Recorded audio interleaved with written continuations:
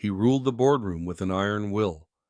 But when he lost $100,000 in cash, it was a broke single mom who returned it and shattered everything he believed about power, money, and love.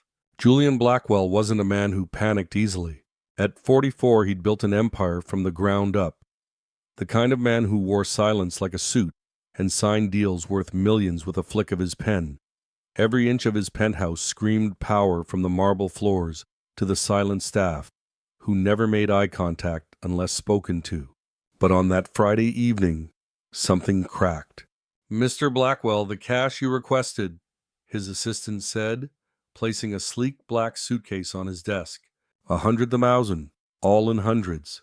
He didn't look up, just waved her off, too busy yelling into his Bluetooth headset. Another deal, another negotiation, another man trying to stand up to him.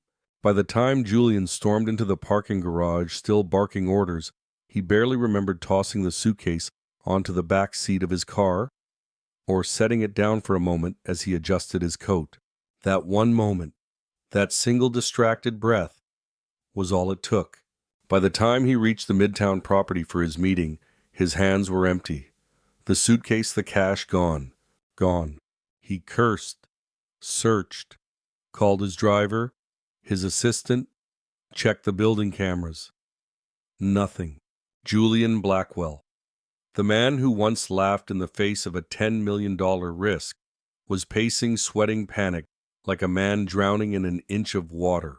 Because for the first time in years, he wasn't in control. And what he didn't know yet was that the woman who found that suitcase was about to rewrite everything he thought he knew about the world. Elise Carter didn't believe in luck, not anymore.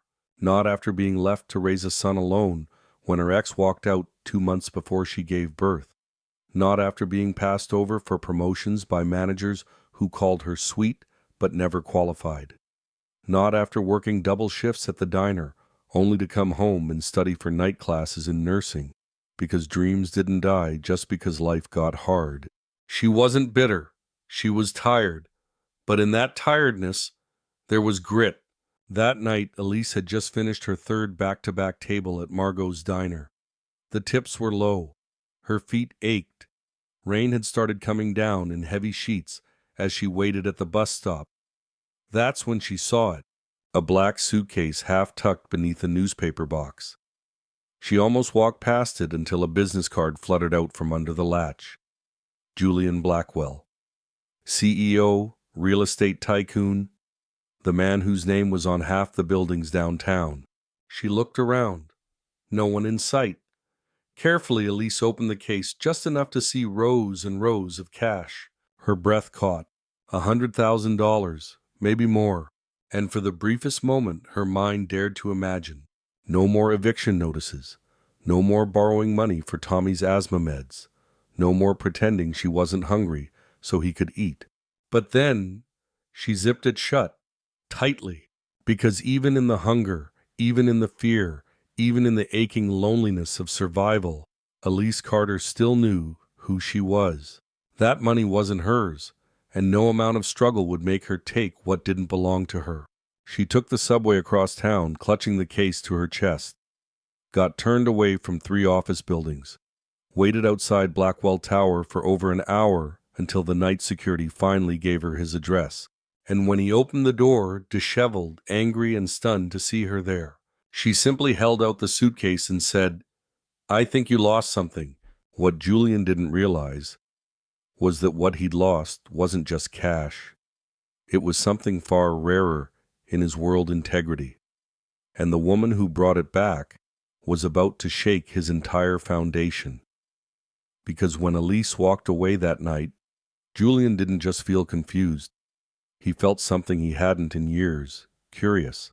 Julian stood frozen in his penthouse doorway, staring at the woman soaking wet from the rain. She didn't flinch under his gaze, didn't stammer, didn't grovel.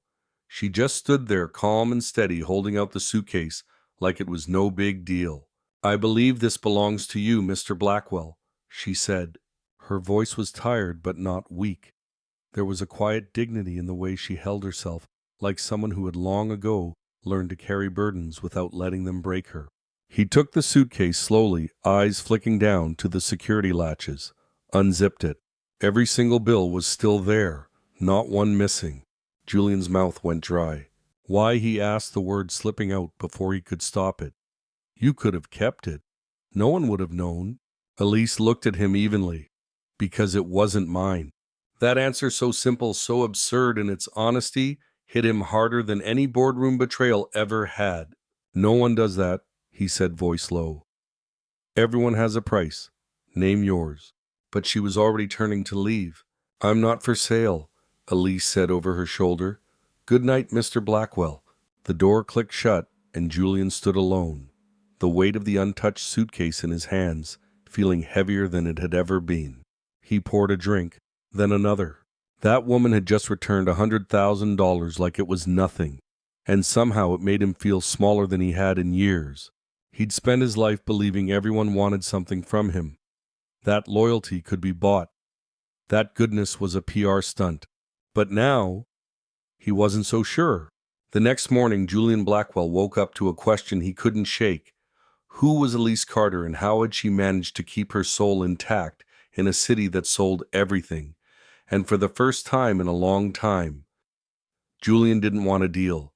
He wanted answers, and maybe, just maybe, a second conversation. If stories like this speak to your heart, don't forget to subscribe and hit the bell so you never miss a moment like this again. 3 days passed. 3 days where Julian Blackwell couldn't focus, couldn't sleep, couldn't forget the sound of her voice. Because in a city where people lied with smiles and smiled through lies, Elise Carter had done something rare. She told the truth without asking for applause. He had to see her again. Find her, Julian told his assistant. Within hours he had an address. Margot's Diner, Jackson Heights, a place he'd never even driven past, let alone stepped inside. When he arrived, the contrast was jarring. Cracked linoleum floors, faded menus, waitresses calling regulars by name. And there she was, wearing the same tired uniform, hair pulled back, a coffee pot in one hand. She didn't see him until she reached his booth. More coffee, she asked automatically. Then her eyes widened. Mr. Blackwell. I wanted to thank you, he said, standing awkwardly, and maybe buy you lunch. Elise hesitated. I'm working. Then I'll wait. When's your break? 15 minutes. At 2. Her voice was guarded now, not unkind, just careful. At exactly 2, they sat in a corner booth next to a flickering jukebox. Elise kept her apron on. Julian didn't mind. I have a son, she said, simply showing him a photo on her worn-out phone. Tommy, he's 8, has asthma.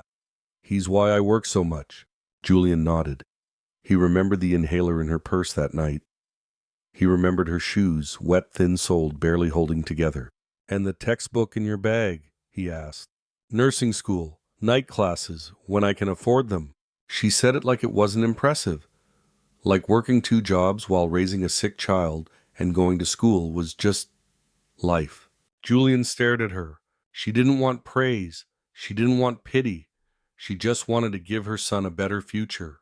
And that somehow made her more powerful than anyone he knew. As she left to return to work, Julian stayed in that booth a little longer, watching her refill coffee and laugh with customers. He didn't know it yet, but he was about to find out just how cruel his world could be to someone like her, and what he was willing to risk to protect her from it. Julian kept returning to the diner, day after day. He stopped going to expensive steakhouses, skipped high-stakes lunches, and started learning how she took her coffee, 2 sugars, no cream. His board noticed, his brother Nathaniel noticed, and so did Victoria Chase. Victoria wasn't just his ex-girlfriend. She was CEO of a rival firm, sharp, stunning, cold as glass. She was also furious. You're risking everything, she hissed into the phone one night. For what, a waitress with a sad story? It's not like that, Julian said. No, Victoria laughed bitterly. Then let me guess, she's not after your money. She just happens to be charming, broke, and conveniently wholesome. That same night, Elise walked out of her second job cleaning offices and found Victoria leaning against her car, So Victoria said, voice like velvet dipped in venom. You're the charity case who has Julian playing poor. Elise froze. I don't know what you think this is. Oh, I know exactly what it is, and I'm here to make it easy for you. Victoria reached into her purse and pulled out a check. Name your price to walk away. Elise didn't even look at it. She stared Victoria straight in the eye and said, I'm not for sale. Just like I told him. Victoria's smile turned thin. You should be afraid. You have no idea how vicious his world can be. And you have no idea how strong a mother is when it comes to her son. That night, Elise didn't mention the encounter, but Julian saw something different in her eyes, something heavier. What happened, he asked. She hesitated, then told him everything. He was silent, until his knuckles turned white on the steering wheel. She threatened Tommy. Julian had fought boardrooms, banks, billionaires, but nothing lit a fire in him like hearing someone had gone after her child. She won't come near you again, he promised. She may know my old world, Elise, but I'm not letting her decide our future. But Julian wasn't just fighting his past. His own brother had been watching, waiting, and plotting. And while Julian tried to shield Elise and Tommy from the noise, he had no idea how much louder it was about to get. It started with a cough, then wheezing, then the panic in Elise's neighbor's voice through the phone. Tommy's having an asthma attack. I can't find his inhaler. Elise dropped everything. Julian didn't ask. He just drove, through red lights, past traffic, straight to the rundown apartment Elise still couldn't afford to leave. The elevator was out again. 4th floor, Elise said, already running. They found Tommy on the couch struggling for breath, eyes wide, hands trembling, his tiny chest rising and falling too fast. Elise tore through drawers until she found the backup inhaler. Within minutes, her son was breathing normally again, his face pale but safe. Julian watched heartbreaking as Elise cradled her boy, whispering comfort in a voice that had calmed storms before. He'd never seen love like that. Not at a gala, not in the boardroom, not even in his own childhood. Later, as they drove Elise and Tommy to the hospital for follow-up, the silence was different. He reached over, took her hand. Elise, he said softly, let me help. Move in. Let me give you and Tommy what you deserve. But Elise pulled away, her voice firm. I don't need rescuing, and I won't let Tommy grow up thinking someone has to save us. Elise, this isn't about pride, Julian. It's about stability. You saw what happened tonight. My child's life is not a game rich people can play. She turned to the window, blinking back tears. I can't protect him from asthma, but I can protect him from chaos. Julian didn't respond, because deep down he knew. She wasn't wrong, but the storm wasn't over. The next morning, the headlines hit. Billionaire CEO's secret diner romance with single mom exposed, paparazzi photos, speculations. Even a shot of Tommy, his face blurred, but still recognizable. Elise stared at her phone, shaking. They put my son in this, she whispered. He's 8. He didn't ask for any of this. Julian's phone buzzed again and again, calls from the board, reporters, investors. But in that moment, he only cared about the woman across from him. Elise, he said, voice low. Give me one day. Just one. I'll fix this. I swear. And as Elise held Tommy close, unsure who to trust anymore, she said the words that would decide everything one day, Julian. That's all I can give you. After that, I do what's best for my son. Julian didn't sleep. He spent the entire night digging through old records, minutes from board meetings, financial transfers, confidential memos his brother Nathaniel thought no one would ever question. And there it was, proof. Nathaniel had been leaking proprietary data to competitors for over a year, trying to orchestrate a takeover from the inside, using Julian's relationship with Elise as a convenient distraction. At 7 a.m., Julian walked into the boardroom, tie loose eyes, bloodshot, a man with nothing left to lose. Before you vote to remove me, he said, tossing a thick folder onto the table, you might want to see what Nathaniel's been doing behind your backs. The silence was deafening. The board members flipped through pages. Scandal, betrayal, corporate espionage. Nathaniel's face drained of color. You'd burn the whole house down over some waitress he spat? Julian smiled coldly. No, I'm saving the house from people like you. He turned to the board, and for the record, her name is Elise Carter. She returned $100,000 to me without blinking. She teaches her son that kindness matters, and she reminds me every day that wealth means nothing without integrity. One by one, the board members looked at each other and chose silence. Outside, the media was still spinning stories, but Julian didn't care, because he had 30 minutes left. 30 minutes to find Elise, to make her believe that he hadn't just protected his company, he had chosen her. But when he reached her apartment, it was empty. No note, no call, just the echo of a woman who had been pushed too far. Except her neighbor remembered something. She mentioned a doctor's appointment for her son at St. Agnes Hospital. Julian didn't wait. He ran, not from scandal, not from consequence, but toward the one thing that finally made his life make sense. Julian arrived at St. Agnes out of breath suit, wrinkled shoes soaked from the rain. He didn't care. In the waiting room he saw her, Elise, holding Tommy.